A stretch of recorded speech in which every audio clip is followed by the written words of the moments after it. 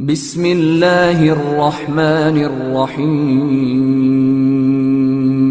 बिस्मिल्लाह अल्हम्दुलिल्लाह वस्सलातु वस्सलामु अला रसूलिल्लाह व अला आलिहि व सहबिहि व मन वाला व बाद।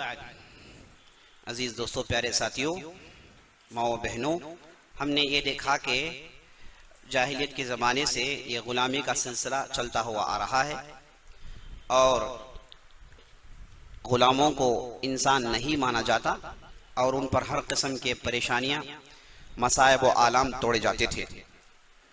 और उसके बाद इस्लाम आया तो इस्लाम ने ग़ुलाम होने के पूरे दरवाज़ों को बंद किया और सिर्फ एक दरवाज़ा इस्लाम ने मजबूरन खुला छोड़ा, और वो दरवाज़ा है जिहाद में। जो लोग आपको मारने के लिए आए उन्हें ग़ुलाम बनाना। और उसके बाद इस्लाम ने कहा कि हर लड़ाई लीगल नहीं होती, हर लड़ाई अल्लाह के लिए नहीं होती। ग़ुलाम उसमें बनाए जाएंगे जो लड़ाई अल्लाह के लिए हो। आपने उन लोगों के खिलाफ लड़ाई लड़ी जो आपकी दावत में रोड़े डालते हों, या फिर उनके खिलाफ लड़ाई लड़ी जो जुल्म करते हों, जोर इस्तिबदाद करते हों, या फिर आपकी लड़ाई उनके खिलाफ हो जो आपसे वादा करके उन्होंने वादा खिलाफी की। तो इसके अलावा दूसरी लड़ाइयाँ इस्लाम उसे हरगिज मानता नहीं। इस्लाम के नुक्ते नज़र से अल्लाह के लिए लड़ाइयों, अपनी ख्वाहिशात के लिए, नफ्स के लिए जो लड़ाइयाँ होती हैं उसमें ग़ुलाम और बनाए नहीं जा सकते। अब उसके बाद हमने ये देखा कि अगर आपको कत्ल करने के लिए लड़ाई के मैदान में कोई तलवार सौंध कराए तो आप उसे अपने कब्जे में लेने के बाद आपको 4 ऑप्शंस दिए जाते हैं। एक, या तो फिर माफ़ करके छोड़ दें, या तो फिर फिदिया ले लें, या तो फिर कत्ल कर दें, या तो फिर ग़ुलाम बना लें। तो ग़ुलामी ये आखिरी ऑप्शन है जो इस्लाम देता है, और हम मजबूरन लोगों को ग़ुलाम बनाते हैं ताकि हमारा फ्यूचर मजबूत हो जाए, ताकि आगे चल के हमारे लिए कोई नुकसान ना हो। उसके बाद हमने देखा कि इस्लाम ग़ुलामी के फंदों से कैसे बाहर निकालता है, और हमने अल्लाह ताला की बाज़ आयतें और नबी सल्लल्लाहु अलैहि वसल्लम की बाज़ अहादीस देखी। और उसके बाद हमने ये देखा कि ग़ुलामी को ख़त्म करने के लिए किस ढंग से ग़ुलामों को रिहा करने की बात इस्लाम में है। कफ़ारात की शक्ल में, अगर ग़ुलाम पर जुल्म हो जाए तो उसकी शक्ल में, और उसके बाद ग़ुलाम इंस्टॉलमेंट में मुकातब, और ग़ुलामों की कई किस्में हमने देखी। और उसके बाद हमने देखा कि ग़ुलामी गवर्नमेंट के ज़रिए से कैसे उसे हटाई जाती है, ज़कात का पैसा दे के ग़ुलामी को ख़त्म करने की कोशिश की गई। और उसके बाद ग़ुलामों को ख़रीदने के लिए ये पैसे कैसे इस्तेमाल किए जा रहे थे, ये भी हमने देखा। तो हमारी बात रुकी थी, इस्लाम ने क्यों इसे मुकम्मल तौर पर हराम नहीं करार दिया। क्यों इस्लाम ने नहीं कहा कि भाई आज से ग़ुलामी नहीं है, ग़ुलामी ख़त्म। जब इस्लाम आया तो इस्लाम ने जैसे आखिरी ज़माने में आप सल्लल्लाहु अलैहि वसल्लम के आप सल्लल्लाहु अलैहि वसल्लम ने कहा कि आज से सूद का निज़ाम ख़त्म, आज से वो शराब के मामला ख़त्म, तो कई चीज़ों को नबी सल्लल्लाहु अलैहि वसल्लम ने अपनी ज़िंदगी में ख़त्म कर दिया। क्यों इस्लाम ने इसे ख़त्म नहीं किया? क्यों नबी सल्लल्लाहु अलैहि वसल्लम ने अपनी ज़िंदगी में से ख़त्म नहीं किया? अगर ख़त्म कर दिए होते तो ये पूरा ग़ुलामी का मसला ही नहीं होता। क्यों आखिर ऐसा नहीं हुआ, ये इंशाअल्लाह हम इस सेशन में देखने वाले हैं। तो ये देखिए, why Islam does not prohibited slavery में सबसे पहले पॉलिटिकल रीजंस। पॉलिटिकल रीजंस में 2 चीज़ें हैं। पहली चीज़ ये है कि हम ग़ुलाम रखना चाहते नहीं। आपने मोहम्मद फातिह के ताल्लुक से सुना कि उन्होंने ग़ुलामी को मुकम्मल तौर पर ख़त्म कर दिया, और जब उन लोगों ने शुरू किया तो मजबूरन शुरू करना पड़ा। तो हम ग़ुलामी पर उभारते नहीं, ना हम ग़ुलाम बनाना चाहते हैं, लेकिन दूसरी उम्मतें करती हैं। दूसरी उम्मतें करती हैं, ग़ुलामों को लेकर जाकर उसकी तिजारत करती हैं। तो हम मजबूर होकर ये काम करना पड़ता है, और वो आपके ग़ुलामों को लेकर जाकर अपने पास रख के आपके लोगों को लेकर जाकर ग़ुलाम बनाते हैं, और आपसे टर्म्स डिक्टेट करते हैं, आपसे लोहा मनवाते हैं कि भाई आप फलान चीज कर दें तो हम आपके ग़ुलाम छोड़ेंगे, फलान चीज आप करें तो हम ग़ुलाम छोड़ देंगे। तो बतौर ब्लैकमेल, बतौर आपसे डिक्टेटिंग टर्म्स जिसे कहते हैं, लोहा मनवाने के लिए, आपसे बाज काम करवाने के लिए ग़ुलामों को इस्तेमाल करते हैं वो लोग। ऐसा कई मरतबा हुआ है। तो वो इस्तेमाल करने की वजह से हम उसे इस्तेमाल करते हैं, हम उसे इस्तेमाल करते हैं पॉलिटिकल रीजंस की वजह से।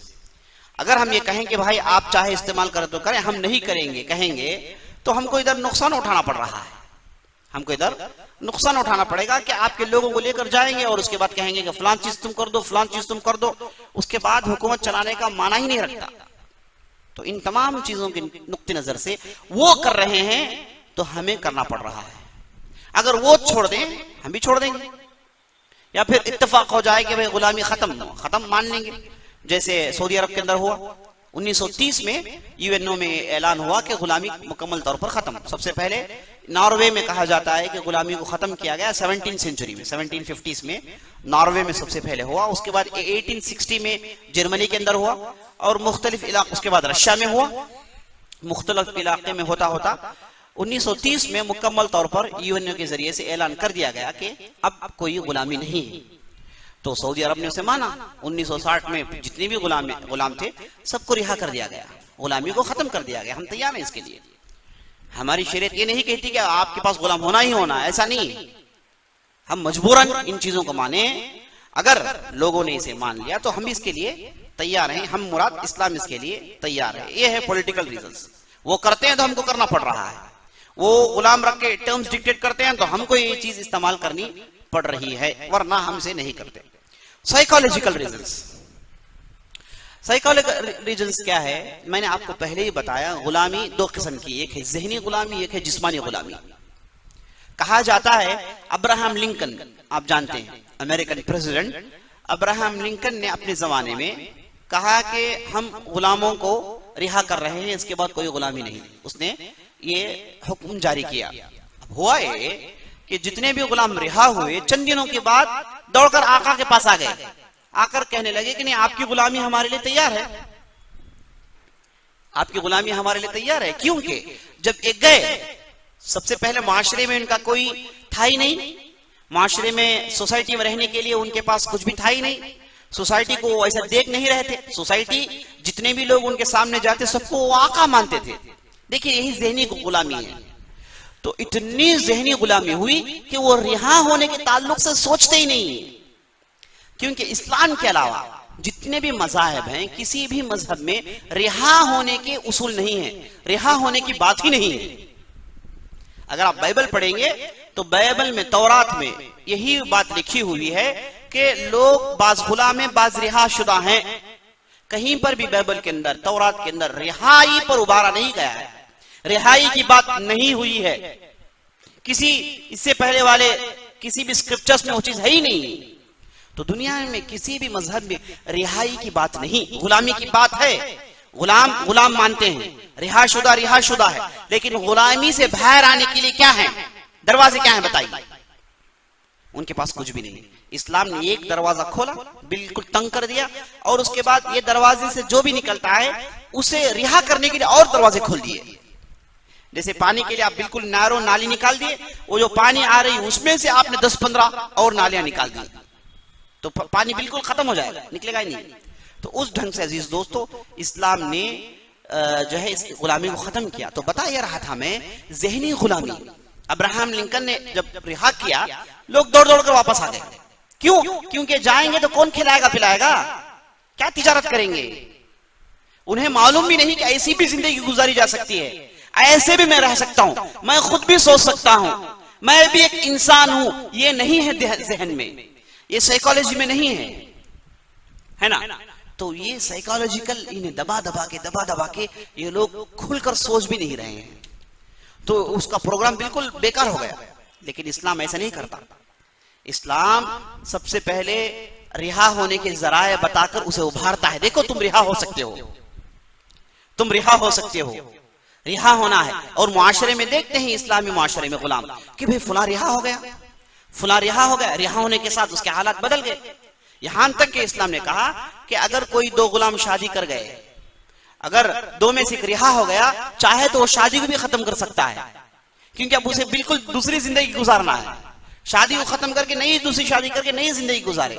जैसे आप सल्लल्लाहु अलैहि वसल्लम के साथ बरीरा के साथ हुआ, एक सहाबिया, उनके एक शौहर थे, उनका नाम था मुगीस, दोनों गुलाम थे।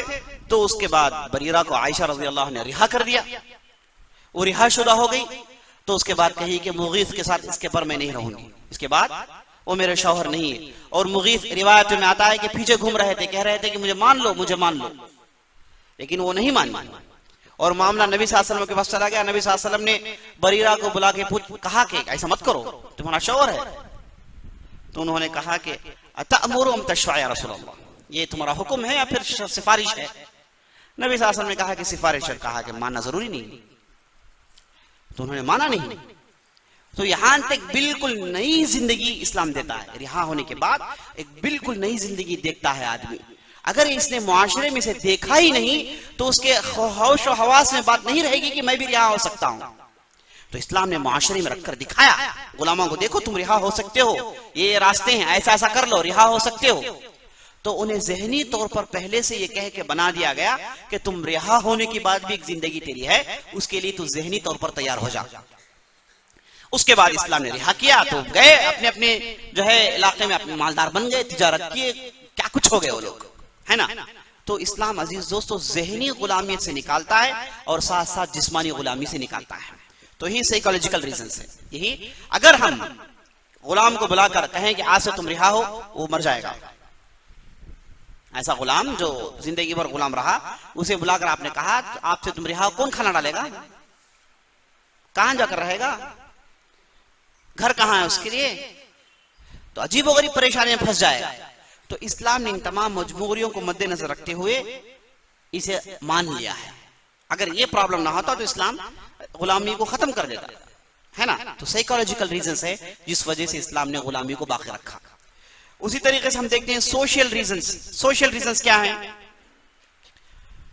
मुआशरे में आप रहते हैं, मुआशरे में आप रहते हैं और मुआशरे की दौलत है, माल है, और आपने सुना कि गुलाम माल है।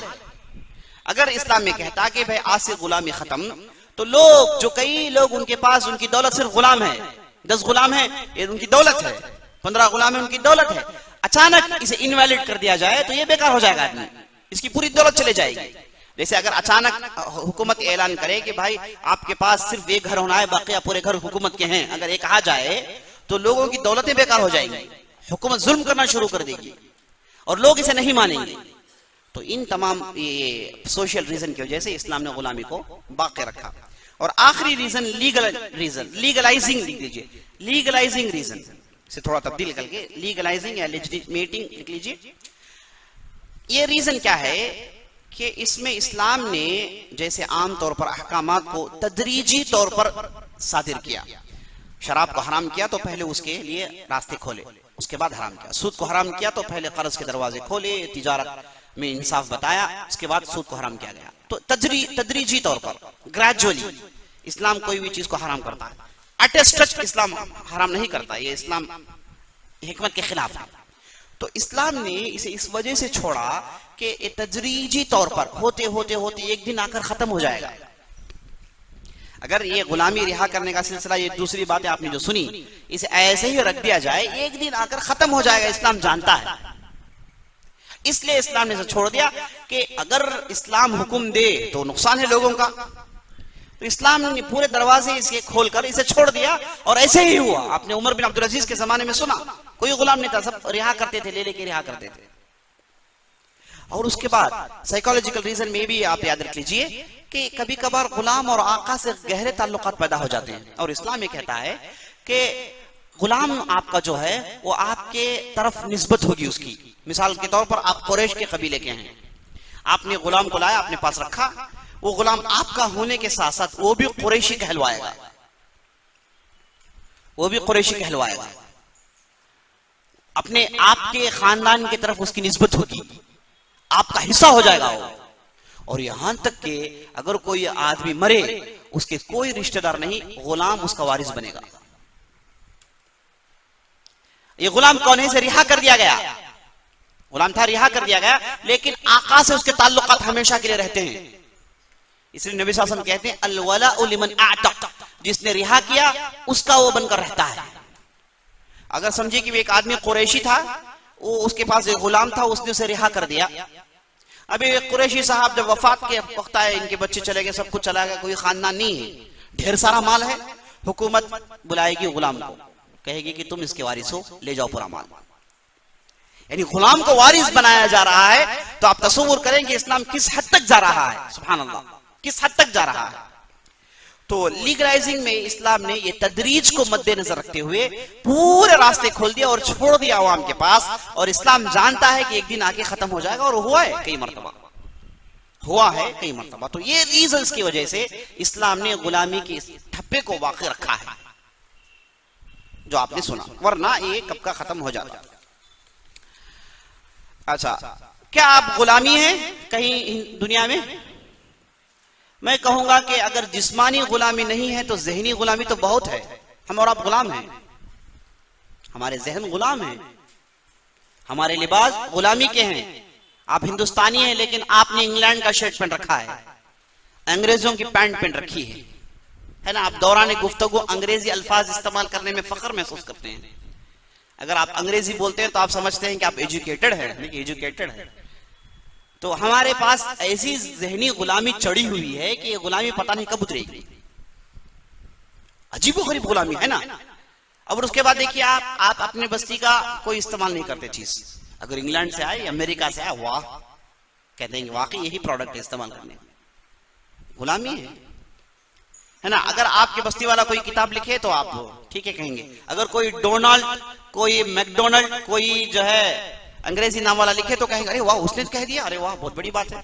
अगर हो सकता है अपने इलाके का वो गंजा हो जी, पता नहीं कैसे किस्म का आदमी हो, लेकिन अगर नाम अंग्रेजी के हैं तो आप उसे फौरन कबूल करते हैं, फख्र महसूस करते हैं। यही ज़हनी गुलामी है। जिस्मानी गुलामी तो खत्म हो गई, 1 to 1 गुलामी तो खत्म हो गई। अब हुकूमतों की आकाई, हुकूमतों की इजारादारी चल रही है। अमेरिका सबसे बड़ा आका है, सारी दुनिया को गुलाम मानता है वो, आप चाहे या ना चाहे। आपकी बस्ती में आकर इन्वेस्टमेंट करेगा, आप कुछ भी नहीं कह सकते। आपकी बस्ती में आकर आपके रिसोर्सेस को इस्तेमाल करेगा, आप कुछ भी नहीं कह सकते। आपकी बस्ती में आएगा, आप पर टैक्स डालेगा, आपको जो खाना खिलाना चाहता है आपको खिलाएगा, आपको कचरा खिलाएगा, आपको जहर पिलाएगा, आप पीते हैं। मेरे दोस्तों, इस्लाम ने, मैं हमेशा कहता हूं, इस्लाम ने नाम बाकी रखा, हकायक खत्म कर दिए। नाम बाकी रखा, रियलिटीज खत्म कर दिए। इन लोगों ने नाम को खत्म किया, रियलिटीज को बाकी रखा। नाम को इन्होंने खत्म कर दिया, स्लेवरी उठा दिया, लेकिन स्लेवरी के नाम से, स्लेवरी के बजाय मुख्तलिफ अल्फाज इस्तेमाल करके आपसे गुलामी के पूरे काम ले रहे हैं, है ना। ऐसी गुलामी देखिए अरब दुनिया की कि वो पेट्रोल भेजते रहते हैं, वो उनके पैकेट से पैसे उठा के अपने पास रखता है, कहता है कि मेरे पास मॉनिटरिंग फंड है, मेरे पास वर्ल्ड बैंक है, आपके पूरे पैसे आपसे कहता है कि इधर लाके डालिए। और हमारे चोर चुरा के लेके जाके भरते रहते हैं। पैसे कहां रहते हैं? इनके जो डिजिटल नंबर्स की जो लूट है कहां रहता है? वर्ल्ड बैंक में रहता है ना। 10,000 करोड़ 90,000 करोड़ थोड़ी घर में रख सकते हैं लोग, पूरा में वहां रखते हैं। अब वो पैसे इस्तेमाल करता कौन है? थोड़ी पैसे रखे रहेगा वो इस्तेमाल करता है खूब, क्योंकि मालूम है कि इतना बड़ा अमाउंट नहीं लेगा। और उसके बाद जब आप बैंक में डालेंगे, मालूम है चोर पैसा है, इसलिए कहता है कि एक ही वक्त में पूरा निकाल नहीं सकते, आपको बड़ा अमाउंट निकालना है तो पहले से ये कार्रवाई है।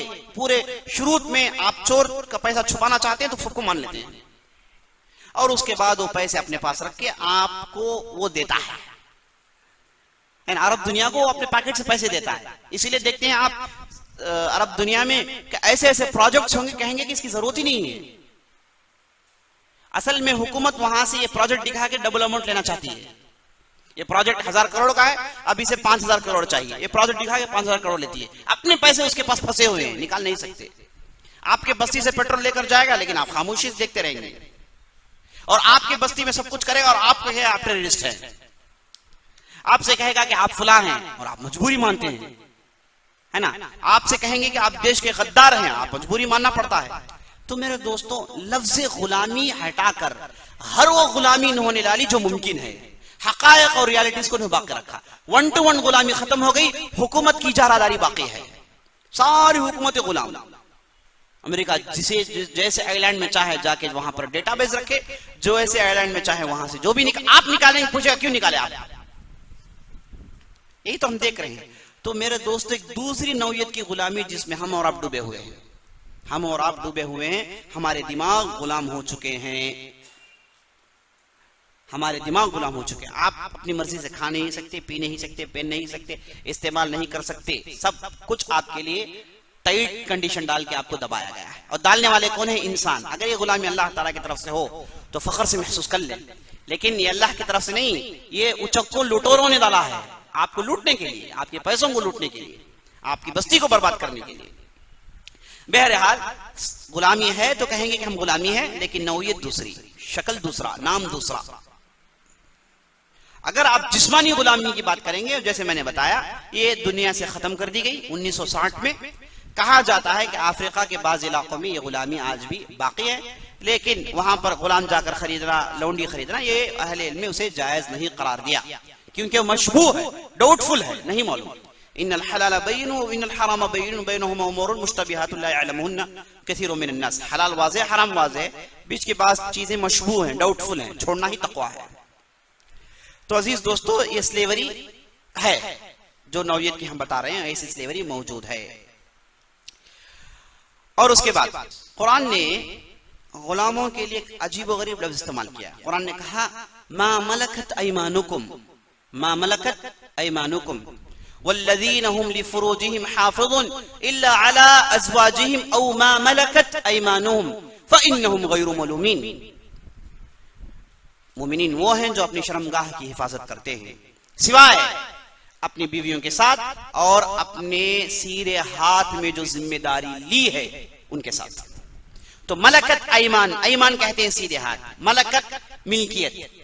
तो आपने अपने सीधे हाथों से जिम्मेदारी ली है, माना क्या है, मजबूती से थामेंगे, यही माना। और आप सल्लल्लाहु अलैहि वसल्लम जब वफात पा रहे थे तो आखिरी लफ्ज यही था आप सल्लल्लाहु अलैहि वसल्लम जमाने में, अस्सला अस्सला वमा मलकत ऐमानुकुम, अस्सला अस्सला वमा मलकत ऐमानुकुम। यहां तक कि आप सल्लल्लाहु अलैहि वसल्लम की आवाज पस्त हो गई। लोगों, नमाज के मामले में चौकन्ना रहो, और ये जो तुम्हारे सीधे हाथ की जिम्मेदारियां हैं, मतलब तुम्हारे जो गुलाम हैं, इनके ताल्लुक से चौकन्ना रहो, इन पर जुल्म ना हो। आप सल्लल्लाहु अलैहि वसल्लम की आखिरी वसीयत है। तो कुरान ने गुलाम को गुलाम भी नहीं कहा अजीज दोस्तों, तुम्हारे सीधे हाथ की जिम्मेदारी कहा। देखिए किस हद तक गुलामी को खत्म कर रहा है इस्लाम, नाम को मिटा रहा है इस्लाम। अच्छा, अब सवाल ये पैदा होता है लौंडी के ताल्लुक से कि क्या हुक्म है। तो हमने यहां पर पहला पॉइंट लिखा है, मेड्स आर नॉट प्रोस्टिट्यूट्स। ये लौंडिया ये क्या नहीं है, जानियात नहीं है। लौंडियां लगभग बीवियां हैं, बीवी के लिए हुकूक है, लौंडी के लिए कोई हुकूक नहीं। बीवी के लिए हुकूक क्या है कि आप उनके साथ वक्त बिताएं, उन पर खर्च करें, है ना, उनके दिलो दिमाग हर चीज का आप हर चीज की हिफाजत करें आप, है ना। आप जैसे हैं वो, तो आपके लिए हुकूक है उनके हक में, लेकिन लौंडी के लिए कोई हक नहीं। आप खिलाएंगे, आप पिलाएंगे, आपके साथ रहेगी, बस उसके लिए आप कुछ करने की जरूरत नहीं है, बस यही फर्क है। अब सवाल ये पैदा होता है कि क्या एक आदमी, कैसे एक आदमी अपनी एक लौंडी से मुलाकात, ताल्लुकात रख सकता है। देखिए अजीज दोस्तों, लौंडी होता यह है कि जिहाद के मैदान में जो भी आपको कत्ल करने आए, जो भी औरतें आई, उन्हें गुलाम बना लिया जाएगा। ये औरतों को इमामुल मुस्लिमीन के सामने पेश कर दिया जाएगा, जो लीडर हैं उनके पास पेश कर दिया जाएगा, और लीडर फैसला लेंगे। और तो हमने 4 ऑप्शन सुन लिए। अगर फैसलों में ये तय पाया कि इन्हें लौंडिया बनाया जाए, तो ये लौंडिया लीडर के हाथ में होंगी, और ये लोगों को देगा कि भाई फलां मुजाहिद के लिए तुम्हारे लिए तकसीम होगा, ठीक है। और उसके बाद वो उसके हिस्से में चले जाएगी। जैसे ही उसके हिस्से में जाएगी, ये 1 महीने के लिए करीब नहीं जाएगा, यहां तक कि उसका रहम साफ ना हो जाए, एक मर्तबा हैज आकर ना जाए, क्योंकि दूसरा नुतफा ना मिल जाए, इसलिए 1 महीने के लिए उसके रहम को पाक किया जाएगा। उसके बाद वो उसकी होकर, जब उसकी हो जाएगी, वो दूसरों को नहीं दे सकता, है ना, वो उसकी है बस। ऐसा नहीं कि तू ऐसा नहीं होता जैसे जानियात के साथ होता है, इसकी रहेगी वो, बस इसकी रहेगी बस। अब उससे बच्चा हो जाए तो मूल वलद हो जाएगी, बच्चा नहीं हो तो उसके पास रहेगी। अगर इसने किसी को बेच दिया तो खरीदने वाला फिर 1 महीने तक ले छोड़ देगा उसे, रहम साफ होने के बाद फिर अपने साथ रखेगा। यही है इस्लाम में।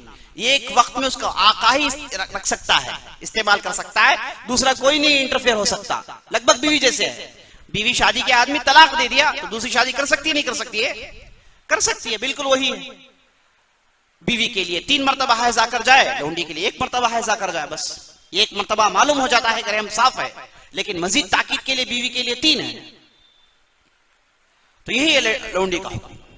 तो एक महीने तक के लिए रहम साफ होगा, ये चेक करने के बाद ही वो उसकी हो सकती है। और आपने सुन लिया, अगर शादी कर लिया लौंडी से तो बच्चा उसका गुलाम होगा, रिहा करके शादी करें तो बच्चा रिहाशुदा होगा।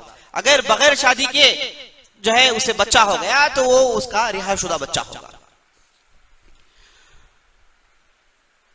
हाँ, अहम नुक्ता, ये जो लौंडियां हैं माशरे में, इनके लिए पर्दे की शिद्दत नहीं है, इनके लिए पर्दे की शिद्दत नहीं है। चेहरा छुपाना जो आम रिहाशुदा औरतों के लिए पर्दे की शिद्दत है इस्लाम में, वैसी तशदीद इनके लिए नहीं है। ये बगैर पर्दा आ जा सकती हैं, लौंडियां बगैर पर्दा आ जा सकती हैं, पर्दे में इनके लिए शिद्दत नहीं। ये इस्लाम में कानून है। क्यों इस्लाम ने ऐसा किया? क्योंकि कभी कभार ऐसे काम हैं जो सिर्फ औरतें कर सकती हैं। अगर पर्दे की पाबंदी लागू कर दी जाए तो काम नहीं हो पाएंगे, है ना। तो इस वजह से इस्लाम ने इसे ढील दी है, पर्दे की शिद्दत नहीं है। और उसी तरीके से सवाल भी आया है कि एक मर्द है, गुलाम है, और उसके आका मालिकिन औरत है, क्या वो अपने गुलाम के सामने पर्दा करेगी? नहीं। जो जनरल पर्दा है वो तो करेगी जरूर, जो पर्दा अपने भाइयों के सामने करती है, अपने खानदान वालों के सामने, वो पर्दा तो करेगी। लेकिन जैसे अपने शौहर के साथ रहती वैसे तो नहीं रह सकती। और उसके बाद औरत मालिकिन अगर उसका गुलाम हो तो मर्द जैसे लौंडी के साथ रहता है वैसे वो नहीं रह सकती, वो तो बीवी है किसी और की। ये गुलाम घर में आएगा, काम करेगा बस, है ना। वो जैसे मर्द लौंडियों के लिए है वैसे औरतें गुलामों के लिए नहीं है। बात समझ में आई? ये आमतौर पर लोग कंफ्यूज हो जाते हैं। फिर ऐसे औरतें के ऐसा नहीं होता, हराम है, जिना हो जाएगा, हराम है, जिना हो जाएगा। जैसे नबी सल्लल्लाहु अलैहि वसल्लम के जमाने में हुआ कि एक गुलाम था, उसकी मालिकिन थी, उसने जिना कर दिया। अब वो लोग ताज्जुब में पड़ गए कि अब जिना है तो फिर इसे रजम करना पड़ेगा, शादीशुदा औरत है। तो बाज लोगों ने राय दी कि 100 ऊंट खरीद के सदके में दे दो तो मामला थम जाएगा। अपने तौर से उन्होंने फैसला सुनाया। खबर नबी सल्लल्लाहु अलैहि वसल्लम को पहुंची तो नबी सल्लल्लाहु अलैहि वसल्लम ने लोगों से कहा कि 100 ऊंट तुम्हारी सूरत पर मारता हूं मैं, जाओ जाके उस औरत को रजम करो, उसने जिना किया है। अगर वो गुलाम ने जिना किया है, गैर शादीशुदा है, तो उसे 100 कोड़े मारे जाएंगे। अगर औरत ने जानते बूझते उसे जिना किया है तो औरत को रजम किया जाएगा। उसके बाद आप साथ में सहाबी थे उनैस, उन्हें कहा या उनैस फगदु या उनैस फइन इतरफत फरजुमहा। आप साथ में कहा उनैस जाओ, अगर उसने मान लिया तो उस औरत को रजम करो। गए, पूछा तो औरत ने मान लिया, कहा कि हाँ मैं भी राजी थी, तो उस औरत को रजम किया गया, पत्थर मार के जान से मार दिया गया, और गुलाम को 100 कोड़े मार के 1 साल के लिए बस्ती से निकाल दिया गया था। तो उसका मतलब ये नहीं कि औरत के पास गुलाम हो तो वो वैसे ताल्लुकात हरगिज नहीं, जिना हो जाएगा, जायज नहीं है। सिर्फ इतनी छूट है कि वो अपना चेहरा हाथ दिखा सकती है, काम ले सकती है, उससे ये करो वो करो, घर की सफाई, दूसरे काम ले सकती है। और हमने यूसुफ अलैहिस्सलाम के ताल्लुक से ही सुना, यूसुफ अलैहिस्सलाम भी गुलाम थे, वो मालिकिन थी, घर में जाते थे, काम करते थे। उसके बाद वो फितना शुरू हुआ, है ना। तो यूसुफ अलैहिस्सलाम ने कहा कि ये तो जिना है, रब्बि सिज्नु अहब्बु इलैया मिम्मा यदऊननी इलैहि, इससे बेहतर है कि मैं जेल में चले जाऊं, ये नहीं मान सकता मैं, ये तो जिना है। तो बिल्कुल मर्दों के लिए अलग हुक्म है, औरतों के लिए अलग हुक्म है। औरतें उनके गुलाम हैं, सिर्फ वो पर्दे की छूट है, बस चेहरा और हाथ की छूट है, वरना दूसरे काम वो ले सकती है। ये गुलामों के साथ, आपके स्टाफ्स के साथ नहीं, आपके घर में जो काम करने आते हैं उनके साथ नहीं। ये हुक्म आप उस पर कियास मत कीजिए, ये गुलामों के साथ जो हमारे माहौल में नहीं है। ये आपके घर में काम आए उसे आपने गुलाम समझ लिया, ऐसा नहीं होता। पहले से तो दूसरे गुलाम हैं, वो अलग मौजू है, लेकिन इन्हें तो आप गुलाम नहीं समझ सकते बहरहाल। तो गुलाम का माहौल खत्म हो गया है। तो यही सवाल भी आया था, तो उम्मीद है कि जवाब मिल गया होगा। तो अजीज दोस्तों, तो ये लौंडी का हुक्म है। इस्लाम में लौंडी यही है, प्रोस्टिट्यूट्स नहीं है वो लोग जैसे लोग समझते हैं, है ना। वो लगभग बीवी है, अहकामात में तखफीफ, उसके लिए 3 मरतबा तो इसके लिए 1 महीना बस, और उसकी रहेगी, और ये बतौर तोहफा बेच भी सकता है, जो भी खरीदेगा फिर वही उसूल पर उस पर अमल करेगा। तो ये बातें हैं जिनका ताल्लुक लौंडी से है। मैं अल्लाह से दुआ करता हूँ हमने जो भी कहा है, जो भी सुना, उसके मुताबिक अमल करने की तौफीक बख्शे। अक़ूलु क़ौली हाज़ा व अस्तग़फ़िरुल्लाह ली व लकुम व लिसाइरिल मुस्लिमीन मिन कुल्लि ज़ंबिन व ख़तीअह फ़स्तग़फ़िरूहु इन्नहु हुवल गफ़ूरुर रहीम। व सल्लल्लाहु अला नबीना मुहम्मद व अला आलिहि व सहबिहि अजमईन। सवालात आए हैं, किसके शादी के ताल्लुक? लौंडी से। आदमी अगर लौंडी से शादी करना चाहता है कर सकता है, लेकिन रिहा करके शादी करेगा तो उसके बच्चे रिहाशुदा माने जाएंगे। अगर आदमी लौंडी से बगैर शादी के ताल्लुकात रखकर बच्चे पैदा हो, वो बच्चे भी रिहाशुदा है। अगर आदमी लौंडी से बगैर रिहा किए शादी कर लेता है तो उसके बतन से जो बच्चे निकलेंगे वो गुलाम माने जाएंगे। क्यों इस्लाम ने कहा? ताकि आदमी रिहा करे उसे। कोई आदमी नहीं चाहेगा कि उसके बच्चे गुलाम हो, है ना, वो रिहा करके शादी करे। इस वजह से इस्लाम ने ये हुक्म लगाया है। वल्लाहु आलम। हाँ, सवाल ये कर रहे हैं कि एक गुलाम है, उसके बच्चे हैं। गुलाम के लिए आप शादी की इजाजत दे सकते हैं, है ना, वो शादी कर सकता है। उसी तरीके से लौंडी को आप शादी की इजाजत दें। शादी की इजाजत देने के बाद आप नहीं रख सकते। आपने लौंडी को शादी कर दिया तो उसके बाद खलास वो बीवी बन गई, आप उसमें हाथ नहीं डाल सकते। अब आपकी नहीं है वो, सिर्फ आप खिदमत ले सकते हैं, घर की खिदमत ले सकते हैं, ठीक है। शादी करने की इजाजत दे सकते हैं। अगर बच्चे हो जाएं, गुलाम के बच्चे हो जाएं, तो फिर गुलामी रहेंगे। हाँ, गुलाम रहेंगे। और अगर गुलाम मर जाए तो क्या वो गुलाम के वारिस बनेंगे? नहीं, गुलाम मर जाए तो गुलाम का वारिस उसका आका है, उसके बच्चे भी उसके गुलाम बन जाएंगे, सब बतौर माल सब उसके गुलाम बन जाएंगे। मिसाल तौर पर एक आदमी था, उसका गुलाम था, उसके 4 बच्चे थे और वो गुलाम के पास दौलत भी थी, और गुलाम मर गया, दौलत पूरे आका को जाएगी, 4 बच्चे आका के गुलाम बन जाएंगे। आका मर गया, आका के पास दौलत थी, आका मर गया, गुलाम है। ये गुलाम आका के जो वारिस थे ना उनमें चला जाएगा। मिसाल तौर पर एक आदमी था, उसके 2 बच्चे थे, उसके 2 गुलाम थे, वो आदमी मर गया तो ये 2 गुलाम 2 बच्चे में तकसीम हो जाएंगे। ये गुलाम उठा लेगा, वो गुलाम उठा लेगा। लौंडी के जरिए से बच्चा है तो रिहाशुदा है, लौंडी के जरिए से बच्चा है तो रिहाशुदा है, वो आके किसकी मिल्कियत नहीं बनेगा। अगर लौंडी के जरिए से वो गुलाम बच्चा है तो वो रहेगा बाप का, लेकिन नाम में वो अपनी माँ को जमाएगा। माँ के साथ जो सुलूक होगा वही उसके साथ होगा। समझ में बात? एक आदमी है, उसने एक लौंडी से बगैर रिहा के शादी कर ली, तो उसकी लौंडी रही और उसके बच्चे गुलाम होंगे, उसके बच्चे गुलाम होंगे। किसके गुलाम होंगे? ये आका के, अपने बाप के गुलाम होंगे। तो अगर वो रिहा नहीं करेगा तो जिंदगी भर गुलाम होंगे। ये आका मर जाए तो विरासत में हिस्सा भी नहीं मिलेगा, वो दूसरे भाइयों के गुलाम हो जाएंगे, बड़ा पेचीदा मसला हो जाएगा। तो इसलिए ऐसा होता नहीं, आमतौर पर होता नहीं, कोई अपने बच्चों को गुलाम नहीं रखता, ऐसा बहुत कम हुआ है, बहुत कम हुआ, ऐसा आमतौर पर होता नहीं। अगर हो जाए तो वो भी माल दौलत है।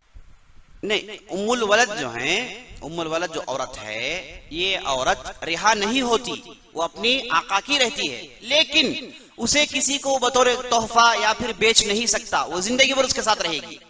और जैसे मर जाएगा वो रिहा हो जाएगी, जैसे ही मर जाएगा वो रिहा हो जाएगी। बस समझ में आई? एक आदमी है, उसने एक लौंडी लाई, लौंडी से बच्चा पैदा हो गया, बच्चा पैदा होता है वो लौंडी उम्मुल वलद हो जाएगी। लौंडी जैसे उम्मुल वलद हो गई तो वो अपना बेच सकता है, ना बतौर तोहफा किसी और को दे सकता है, जिंदगी भर उसके साथ रहेगी। ये मर जाए तो रिहा हो जाएगी, और रिहाशुदा नहीं, उसके लिए खास नाम है उम्मुल वलद। बात समझ में आई? वल्लाहु आलम।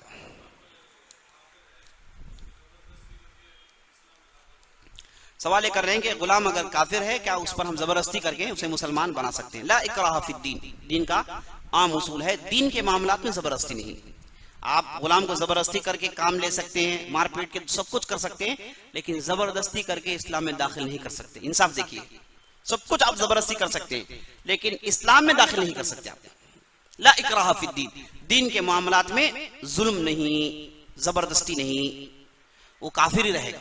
रिहा करे तो भी काफिर रहेगी। उसके बच्चे पैदा हो तो बच्चे तो इसके दीन में रहेंगे ना, बच्चे तो बाप के दीन में रहेंगे, बच्चे बाप के दीन में रहेंगे, माँ के दीन में नहीं रहते।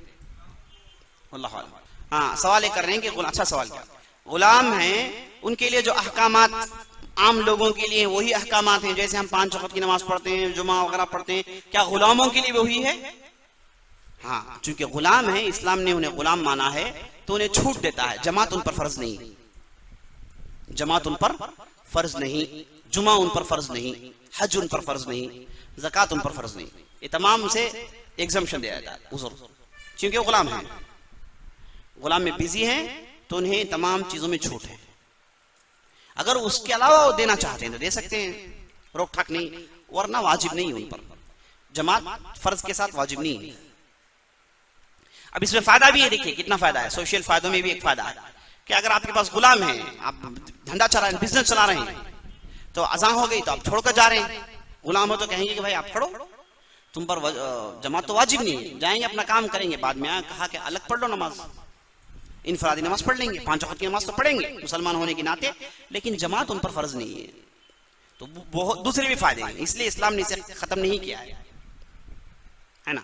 अब देखिए, जितने भी दुनिया में जितने भी ममलकत गुजरे हैं, जितनी भी ताकतें गुजरी हैं, सब जगह रेड लाइट एरियाज थे, red light areas, prostitution centres हर जमाने में थे, इसे लोगों ने रोक नहीं सका, आज भी रोक नहीं पा रहे, हुआ नहीं। अगर लौंडी का ये सिलसिला होता, होने की वजह से आप पूरे इस्लामी तारीख उठाकर देख लीजिए, कहीं पर भी प्रोस्टिट्यूशन सेंटर्स नहीं थे, लीगल नहीं थे। अब सारी दुनिया में प्रोस्टिट्यूशन सेंटर लीगल हैं, हिंदुस्तान में भी है, कई बस्तियों में लीगल है, कोई प्रॉब्लम नहीं, क्राइम नहीं है। वजह क्योंकि मुआशरे में ऐसे अफराद हैं, हुकूमत रोक नहीं सकती। अगर लौंडी का यह दरवाजा खुला होता तो इसे इलीगल करके सब पर हदें जारी की जाती, सबको रोका जाता है ना। तो ये सोशल फायदे हैं इसके, इसलिए इस्लाम ने इसे खत्म नहीं किया, वल्लाहु आलम। इसलिए आप पूरे तारीख इस्लाम में उठाकर देख लीजिए, ये prostitution centres, red light areas कभी भी लीगल नहीं थे, कौन सी इस्लामी हुकूमत इसे नहीं माना, वल्लाहु आलम। सवाल ये कर रहे हैं कि मेड और वाइफ के इसमें क्या फर्क है। जैसे मैंने बताया, वाइफ है तो उसकी बहुत सारी जिम्मेदारियां, खिलाना है, पिलाना है, उनके ख्वाहिशात पूरी करनी है, दरिया को लेके जाना है, घुमाना है, कितनी सारी जिम्मेदारियां है ना। पूछिए लोगों को जी, वाइफ के मारे कितने लोग हैं जी, तो बहुत सारे हुकूक हैं, बहुत सारे जिम्मेदारियां हैं। ये सब जिम्मेदारियां आपको लौंडी के ताल्लुक से नहीं है। लौंडी आप कहेंगे उठ तो उठेगी, बैठ कर तो कहे बैठेगी, उसकी कोई ख्वाहिशात पूरी करना तुम पर वाजिब नहीं है। वो मांगे कहेंगे आप नहीं दे हो जाओ बाद में, है ना। खिलाना पिलाना यही आपकी जिम्मेदारी है, वरना मर जाएगी बस। तो यही जो है दोनों में फर्क है, वल्लाहु आलम। सवाल कर रहे हैं कि गुलाम आजाद होने के बाद फिर किसी और के पास गुलाम बन सकता है? नहीं, ये ऐसा होता ही नहीं। आदमी गुलामी से रिहा होना चाहता है, वो थोड़ी दूसरी गुलामी करेगा। रिहा होने के बाद कभी भी गुलाम नहीं बन सकता आदमी। लड़ाई फिर फंस गया, फिर गुलाम, आपने रिहा करके भेज दिया, फिर गया, फिर लड़ाई में आया, फिर उसी प्रोसेस से फिर फंस गया, तो फिर गुलाम बन जाएगा। लेकिन ऐसे होता नहीं, गुलामी के फंदे से आदमी डरते रहता है हमेशा।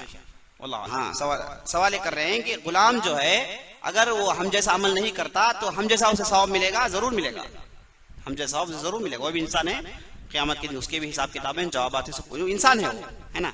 उस नाते से वो उसे सवाब मिलेगा, अजर मिलेगा। अगर आपने उसके लिए रास्ते आसान कर दिए तो वो अजर आपको भी मिलेगा। आपने उसे नमाज पढ़ने की इजाजत दे दी, है ना, पूरे रास्ते आपने उसके लिए आसान किए, तो वो अमल करेगा, सवाब आपको भी मिलेगा, क्योंकि आप ही का आदमी हो। वल्लाहु आलम। विरासत में गुलाम वही बताया ना, अगर आका मर रहा है, आका का कोई वारिस नहीं, ना बच्चे हैं, ना भाई है, ना माँ बाप हैं, है ना, कोई नहीं है वारिस, तो ऐसी सूरत में गुलाम है तो वो पूरे वारिस, पूरे विरासत का वारिस बनेगा। एक आदमी, उसके 4 बिल्डिंग थे, वो मर गया और उसके पास कोई रिश्तेदार नहीं है, ऐसे सूरत में चारों बिल्डिंग का मालिक वो गुलाम बन जाएगा, नहीं हटेगा, क्योंकि वो गुलामी रहेगा बगैर मालिक के। अब उसके बाद जब मालिक ही नहीं है तो उसे कोई पूछता नहीं है, वहां आएगा जाएगा। अब इसे छूट ये बन जाएगी कभी जमात से नमाज छोड़ दे तो भी कोई मामला नहीं है। सवाल ये कर रहे हैं कि ये गुलाम था, उसे आपने जिहाद के लिए भेजा, जिहाद लड़ाई में फंस गया, वो उधर जाके गुलाम बन गया है ना, दुश्मनों के पास गया गुलाम बन गया। अब वो किसका गुलाम है? आपके पास थोड़ी है, वो तो चला गया, वो तो उधर चला गया, उन्हीं का गुलाम है, आपका गुलाम नहीं, आपका गुलाम नहीं हो सकता। वल्लाहु आलम। आप लोग शायद बस बहुत गुलाम हैं, अच्छे सवाल करें आप। नहीं गुलाम नहीं है, ये तो सिर्फ हम जवाब देने के लिए सब्जेक्ट छेड़े हैं जी। लेकिन लौंडी से शादी करना है तो बीवी की इजाजत लेना चाहिए। आप फंसाना चाह रहे हैं आप। देखिए लौंडी से जो भी है शादी करना, जो भी है इजाजत लेने की, बल्कि रिहाशुदा से भी शादी करने के लिए बीवी की इजाजत लेने की जरूरत नहीं है। ना जिससे आप शादी करते हैं उसे बोलने की जरूरत है, इस्लामी कानून है। वल्लाहु आलम। ये सवाल ये कर रहे हैं कि अगर एक लड़की है उसने एक हिंदू से शादी कर ली, नऊज़ु बिल्लाह, तो एक बच्चा भी हो गया और वो हिंदू मर गया, तो हाँ लड़की तो मुसलमान है ना, लड़की एक मुसलमान लड़की एक हिंदू से शादी कर ली, तो अगर लड़की मर जाए तो कहाँ दफन करेंगे? नहीं लड़की तो मुसलमान है, मुसलमानों के साथ दफन करेंगे। लड़की मुसलमान है, मुसलमानों के साथ दफन करेंगे, लेकिन उसका बच्चा हरामी बच्चा माना जाएगा। और जिस दिन जब तक वो अपने हिंदू के साथ रही, ये सब जिना माना जाएगा, सब जिना, सब जिना। अगर उसने इस्लाम कबूल कर लिया है तो ठीक है, माफ है। अगर उसने इस्लाम कबूल नहीं किया, वो हिंदू मजहब पर है और ये इस्लाम में है, तो ये हर मुलाकात जिना है। सवाल ये कर रहे हैं कि क्या ये तमाम ममलकतें मिलके, मुसलमान बस्तियां मिलके ये खिलाफत कायम करने की कोशिश कर सकते हैं? ये तो बहुत बड़ी बात है, इस ताल्लुक से हम कुछ भी नहीं कह सकते, ये तो बड़े लोगों की बातें हैं, हुकूमतों की बातें हैं। अगर करते हैं तो बहुत अच्छी बात है। हुकूमत खिलाफत कायम करना तो दूर की बात, खुद अपनी बस्ती को वो महफूज नहीं कर पा रहे हैं, जुड़ना तो दूर की बात है, खुद जो भी है उसकी हिफाजत करें तो बड़ी बात है, ये तो बहुत दूर की बात है, लेकिन अल्लाह चाहे तो आसान है इंशाअल्लाह। सवाल ये कर रहे हैं कि एक हदीस में नबी सल्लल्लाहु अलैहि वसल्लम से जिब्राइल अलैहिस्सलाम ने पूछा, अन अमारातिहा, क़यामत के निशानी बताइए, तो आप साहब ने कहा अन तलिदल अमतु रब्बतहा व अन तरल हुफातल उरातल आलत रिआशाई यततावलून फिल बुनियान, कि क़यामत की निशानियों में से एक निशानी ये है कि लौंडी अपने आका को जनेगी। अहले इल्म ने इसकी दो तफसीरें सुनाई। पहली ये तफसीर सुनाई कि इस्लामी ममलकत में इतने गुलाम हो जाएंगे, गुलामों का इतना भरमार हो जाएगा कि मामला खलत मलत हो जाएगा, है ना। एक आदमी था, उसके 100 गुलाम थे, है ना, 100 लौंडियां थी।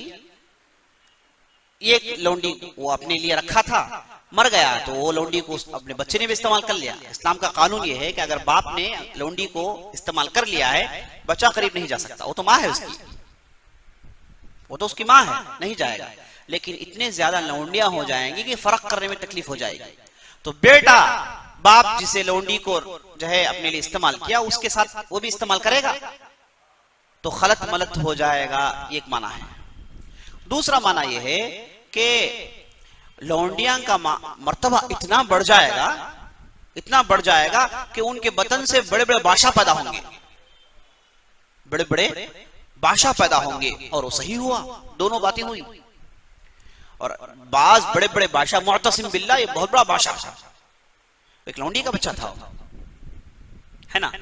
ऐसे तारीख इस्लामी में बहुत हुआ कि ऐसे बड़े बड़े लोग पैदा होंगे जो लौंडी के बतन से पैदा हुए होंगे, है ना। तो ऐसे बहुत हुआ है। तो दोनों माने हो चुके हैं, हदीस के 2 माने हैं, दोनों माने हो गए हैं।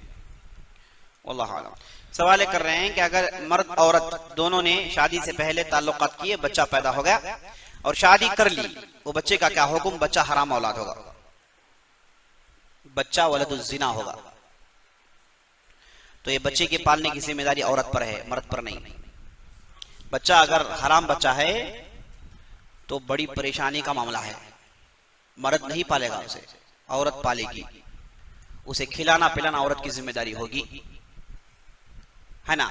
बच्चा बाप की तरफ निस्बत भी नहीं करेगा, ये नहीं कहेगा कि मैं फलां का बेटा हूं, कहेगा कि मैं फलां औरत का बेटा हूं। बड़े पेचीदे मसाइल हैं, तो ये बच्चा हराम बच्चा माना जाएगा। और बाप की विरासत का हिस्सेदार नहीं होगा। अगरचे कि बच्चा नेक हो, सालेह हो, अल्लामा, मुहद्दिस हो, लेकिन बाप का वारिस नहीं बन सकता। वो बच्चे पालने की जिम्मेदारी माँ की है, वो पालेगी उसे। अल्लाह ना सवाल कर रहे हैं कि टेस्ट ट्यूब बेबी है ना, दूसरे का पानी सेव करके रख के जरूरत पर इस्तेमाल करते हैं। सवाल समझ में आ गया है। इसके 5 फेसेस हैं। एक ये कि शौहर का पानी है, औरत के रहम में रखा जा रहा है, बीवी के रहम में रखा जा रहा है, जायज। किसी और मर्द का है, इसके रहम में रखा जा रहा, हराम है ना। और उसी तरीके से एक औरत है बगैर शादीशुदा, उसके रहम में रखा जा रहा है, वो भी हराम। तो खुद के शौहर का अगर रहम में रखा जा रहा है और उससे बच्चा होता है तो बच्चा सही माना जाएगा। खुद के शौहर का, किसी दूसरे का, ये बीवी इनकी जो है जन नहीं सकती, तो इन्होंने इनका पानी कहीं दूसरे रखवा लिया, वो भी बच्चा नहीं, हराम बच्चा माना जाएगा। अपनी बीवी के पास अपने शौहर का पानी रखकर अगर कोई बच्चा पैदा हो तो यही हलाल माना जाएगा, बाकी पूरी सूरत हराम है। सवाल एक आया है कि अगर लौंडी से बच्चा पैदा हो तो क्या उसे विरासत में हिस्सा मिलेगा? हमने पहले ही बता दिया, अगर लौंडी से आदमी ने शादी की है तो बच्चा जो पैदा होगा इसी का बच्चा रहेगा, तो ऐसी सूरत में विरासत का हकदार बनेगा। वल्लाहु आलम, विरासत का हकदार बनेगा। सवाल ये कर रहे हैं कि अगर कोई बच्चा बगैर शादी के पहले पैदा हो गया और माँ बाप के साथ रहता है, 4 साल की उम्र हो गई, वो बच्चे का क्या हुक्म? वही तो बताया मैं, वो बाप की तरफ निस्बत नहीं करेगा। सवाल एक कर रहे हैं जो टोटली इलीगल है जी। पहला 2 बहन है, एक साहब पहले बहन से शादी की है, बच्चा नहीं हुआ, दूसरे बहन से नऊज़ बिल्लाह गलत ताल्लुकात और उससे बच्चा हो गया और फिर उसे इन्होंने शादी कर ली। एक बहन के होते हुए दूसरे बहन से थोड़ी शादी कर सकते हैं। ज़ुलुमातुन फ़ौक़ा ज़ुलुमात, गहराई गुमराहियों पर गुमराही, ऐसे सूरत में मुसीबत है।